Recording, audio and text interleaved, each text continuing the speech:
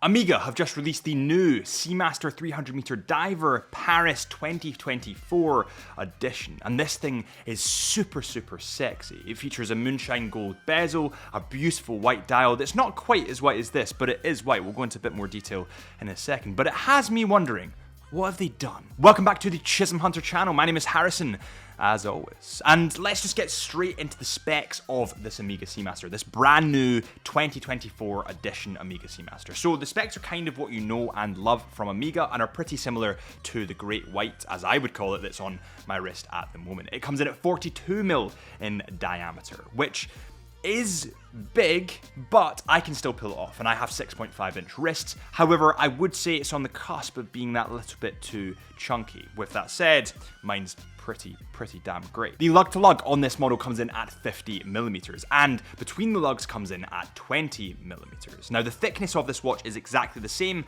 as my Seamaster at the moment, and it comes in at 13.7mm. All of these specs are what we know from Omega. However, and I'm not sure if you guys agree here, I would have liked to see some variation in the Seamaster range. I would like to see some new sizes coming out. I know maybe they're saving them from Watches and Wonders and they're increasing that hype and attention to the brand.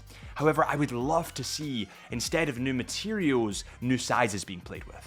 The case and the bracelet on this watch come in predominantly stainless steel, with the bezel and some of the engravings on the case back coming in moonshine gold, which is this incredible material, and let's dive into exactly what that is. 18 karat moonshine gold has a distinctive, kind of paler hue than normal 18 karat gold, and because of the composition of that moonshine gold, it doesn't lose its luster as much over time, and the reason for this is because it actually contains silver, copper, and palladium, and that's for the color, but also the stability of the material. Now, this moonshine gold is actually patented by Omega, and it looks pretty damn sexy against that stainless steel because of that paler hue. Now, something that they've done that I really love on this model is on the bracelet, where normal Omegas that are bimetal have the strips of gold running down that bracelet. This doesn't have it. It remains full stainless steel, so everything about this watch draws you into the center, draws you in to that white dial. This model, like all other Seamasters in this range, has that iconic helium escape valve at the left-hand side, which is kind of a love or hate for a lot of people, but I would love to know if you love or hate this helium escape valve. I've had kind of controversial opinions on this. Every time I say I love it, a lot of people come after me. It also has that screw down crown, which gives this watch a water resistance of 300 meters, and of course it is a diving watch. The dial on this watch comes in white, but here is the interesting thing about this dial. The engravings of the waves are more white than the dial itself. The dial itself almost looks a little bit more grey than the waves, giving it a little bit of contrast and a little bit more detail on the dial. I'm in love with my Omega Seamaster. I talk about it far too much. But this dial, I hate to say it, I think it might be nicer. The date window remains at the 6 o'clock mark, which looks pretty damn sexy, as it always does. It sort of makes that dial more symmetrical, which is absolutely great.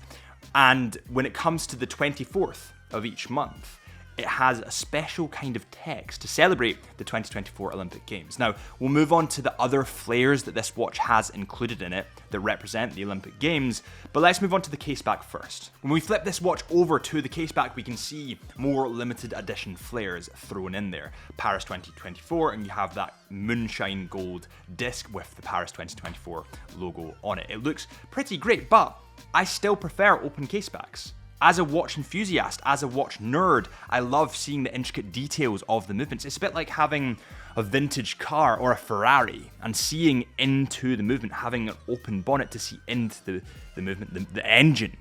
It's that artwork, that craftsmanship that you want to see. It's the beating heart of your car. I want to see the beating heart of my watch.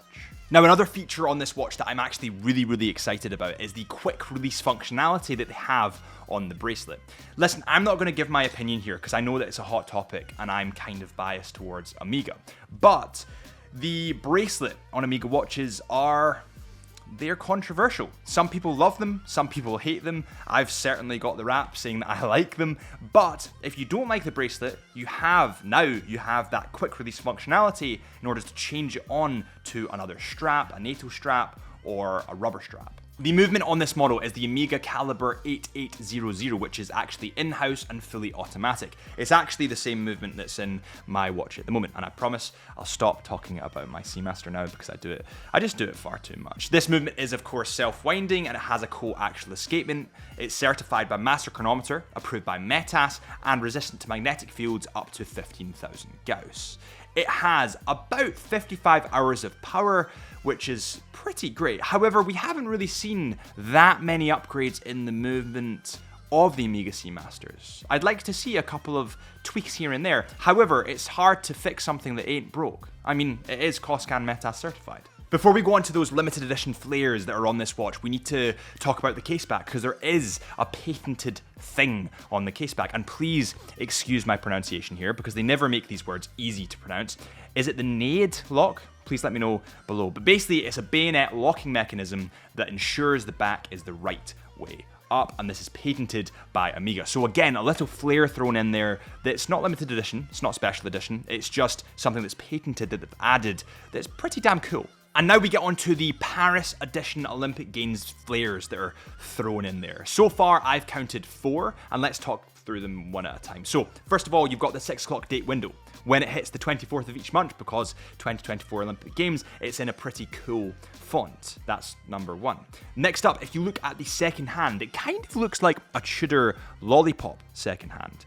But if you zoom right in, and I'm doing it right now on the laptop, if you zoom right in, if you look really close, you can see the logo of the Olympic Games on that second hand. That's pretty cool. Then you move on to the bezel. The 4 marker on the kind of left-hand side of the bezel at about 8 o'clock is actually blackened. Obviously, this is because 2024. And then, finally, you flip this watch round to the caseback, and it has the medallion in moonshine gold with the logo, and also Paris 2024 on the caseback there. And one more thing that I want your guys' help on is that quick release clasp functionality. Is this the first time they've included it on an Omega? Because I was trying to find other Omegas with this functionality, and I couldn't find them. Before we get onto the price, there's a couple of things I need to discuss. One is that I'm not happy. You know the reason that I'm not happy? Is if this watch wasn't an Olympic Games edition, I would probably get them. Or get it. It's so sexy. It's probably one of the sexiest Omegas that I've seen in a very, very long time. However, I don't have that personal connection with the Olympic Games. Now, I know a lot of people will, and a lot of people will slate me here, but personally, I would just prefer this watch as a run-of-the-mill, not limited or special edition Omega, with an open caseback. Just take away those limited edition flares, or special edition flares rather. That's probably a watch I would buy. I feel like Omega do so well with these special and limited edition watches that they release that they should make them just standard. I hate to say run-of-the-mill, because they're never going to be run-of-the-mill. They're luxury watches, but standard core range. They should just put them into their standard core range and maybe get rid of the tweaks that they've added for the special editions. I wonder what would sell better, and I'd like your point of view here. Do you think the special edition Olympic Games would sell better than the standard version of this watch, but exactly the same instead of the little tweaks? Let me know in the comments. And now we get to the price of this model. But before we cover the price, if you could hit that subscribe button and help us get to our goal of 50k, I'd really, really appreciate it. The price on this model comes in at £8,000, which is probably about £2,500 more pricey than the standard Omega Seamaster. But remember, you're getting gold on this watch. You're getting moonshine gold, which is obviously exclusive to Omega. You're getting that Nade lock on the back. This is a special edition to celebrate the 2024 Olympics. There is a lot of flares thrown in there. So I do think, in a way, the price is justified. Thank you so much for watching this Chisholm Hunter video. My name is Harrison, as always, and I will see you next time.